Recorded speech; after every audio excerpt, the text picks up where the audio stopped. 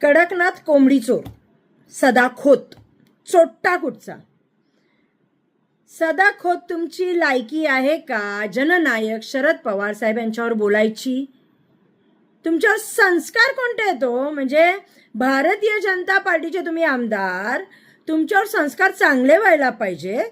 पण खरी लोक म्हणतात ती म्हण खरी आहे, जर आडातच नाही तर पोहऱ्यात कुठून येणार? एवढे वाईट संस्कार आहेत तुमच्यावर. चोट्ट्या माणसा, कोंबडी चोर, कडकनाथ कोंबडी चोर म्हणतात तुला. असा चोट्टा माणूस तू त्या पुरामध्ये वगैरे शूटिंग करून फोटो दाखवतोय लोकांना की मी लोकांना वाचवतोय. खोटारडा माणूस आहेस तू. आणि तू शरद पवारांसारख्या एवढ्या मोठ्या माणसावर बोला. तुझा आवाका काय रे चोट्ट्या?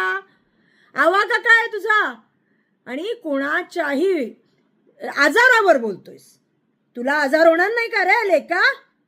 पवार साहेबांच्या आजारावर बोलतोय. तुला लाज वाटली पाहिजे.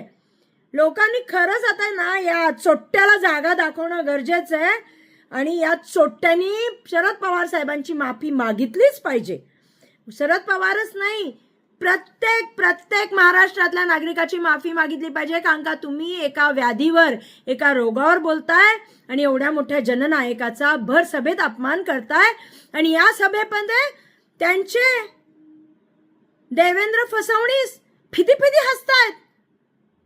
तो दुसरा एक आणखीन कोणतरी आमदार आहे, तोही फिदी हसतो, गोप्या. अरे काय चाललंय काय? तुम्हाला लाजा नाही वाटत? कशावर हसताय तुम्ही?